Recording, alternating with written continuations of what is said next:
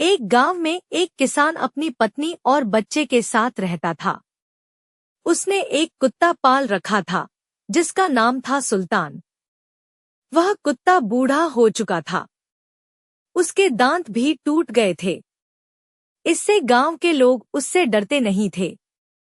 एक दिन सुल्तान घर के दरवाजे के सामने लेटा हुआ था तो उसने अपने मालिक को कहते सुना, अब यह सुल्तान हमारे किसी काम का नहीं है। न तो अच्छी तरह घर की रखवाली कर सकता है और न ही हमारी भेड़ों की। अब तो यह हमारे लिए बोझ है। मैं कल ही इसे गोली मार दूंगा। उसकी पत्नी को अपने कुत्ते से बहुत प्यार था। वह कुत्ते को नहीं मारना चाहती थी, इसलिए वह अपने पति से बोली, इस सुल्तान ने इतने वर्षों तक हमारे घर और खेतों की रखवाली की है। क्या हम इसे इसकी सेवा का यही इनाम देंगे? ईश्वर ने हमें सब कुछ दिया है। हम इसे 2 वक्त की रोटी तो दे ही सकते हैं। पर किसान अपनी पत्नी की बात से सहमत नहीं था। वह सुल्तान की जगह एक नया कुत्ता लाना चाहता था। इसलिए वह उस कुत्ते से पीछा छुड़ाना चाहता था। वह बोला, तू मूर्ख है। इस कुत्ते से अच्छी तरह घर और खेतों की रखवाली नहीं होती। अब यह हमारे काम का नहीं है। जब यह किसी काम का नहीं तो इसे बेकार पालने से क्या लाभ? अगर इसने इतने साल हमारी सेवा की तो हमने भी इसे भरपूर भोजन और मांस इत्यादि देकर इसे प्यार से पाला, पर अब मैं इसे और नहीं पालना चाहता। कुत्ते ने अपने मालिक और मालकिन की बातें सुन ली। अब उसे लगा कि कल तक उसका मालिक उसे जरूर गोली मार देगा। मौत से तो सभी को डर लगता है। अतः वह वहां से भागकर अपने दोस्त भालू के पास गया जो पास के जंगल में रहता था। उसने उसे अपने मालिक की बात बताई और अपने भाग्य को कोसने लगा। तब उसका मित्र बोला, दोस्त घबराओ मत। इस मुसीबत में मैं तेरी सहायता जरूर करूंगा। मेरे दिमाग में एक विचार है, अगर तू उस पर अमल करेगा तो तेरी जान बच सकती है। उसने सुल्तान को अपनी योजना बताई। कल सुबह किसान अपनी पत्नी और छोटे बच्चे के साथ खेतों में जाएगा, क्योंकि उसके छोटे बच्चे की देखभाल करने वाला उसके घर में कोई नहीं है। खेतों में काम करते समय वह अपने बच्चे को वहीं घास फूस पर लिटा देगा।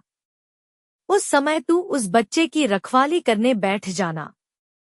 जब मैं इस बच्चे को उठाने आऊंगा तब तू भौंक भौंक कर और मुझसे लड़कर मुझे वहां से भगा देना। मैं बच्चे को वहीं छोड़कर जंगल की ओर भाग जाऊंगा। इससे तेरा मालिक खुश हो जाएगा और तुझे गोली नहीं मारेगा। उसे लगेगा कि तू अभी भी भालू जैसे जानवर से उसके बच्चे को बचा सकता है, तो तू अभी भी जंगली जानवरों से उसकी और उसके बच्चे की रक्षा कर सकता है। सुल्तान को उसकी योजना बहुत पसंद आई। अगली सुबह तड़के जब किसान अपनी पत्नी और बच्चे के साथ खेतों के लिए चला तो उनका सुल्तान भी उनके साथ हो लिया। खेतों में पहुंचकर किसान की पत्नी ने अपने बच्चे को पुआल का बिस्तर बनाकर उस पर कपड़ा बिछाकर लिटा दिया। सुल्तान भी उस बच्चे से कुछ दूरी पर बैठकर भालू के आने की प्रतीक्षा करने लगा। थोड़ी देर बाद भालू चुपके से आया और बच्चे को उठाकर चल दिया। सुल्तान भौंकता भौंकता उस भालू के पीछे दौड़ा।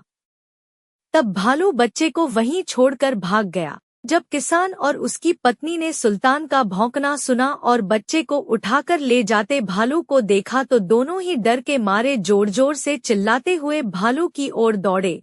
पर उन दोनों के पहुंचने से पहले ही भालू बच्चे को छोड़कर जंगल में घुस गया और सुल्तान उस बच्चे को उठाकर अपने मालिक के पास ले आया।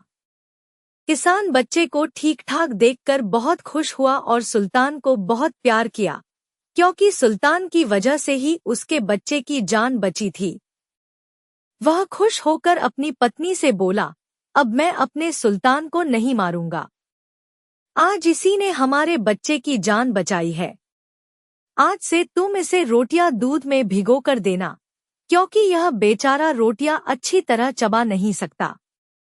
बच्चे की जान बचाने के बाद से रोज सुल्तान की खूब सेवा होती। अब किसान ने कभी भी उसे गोली मारने की बात नहीं की।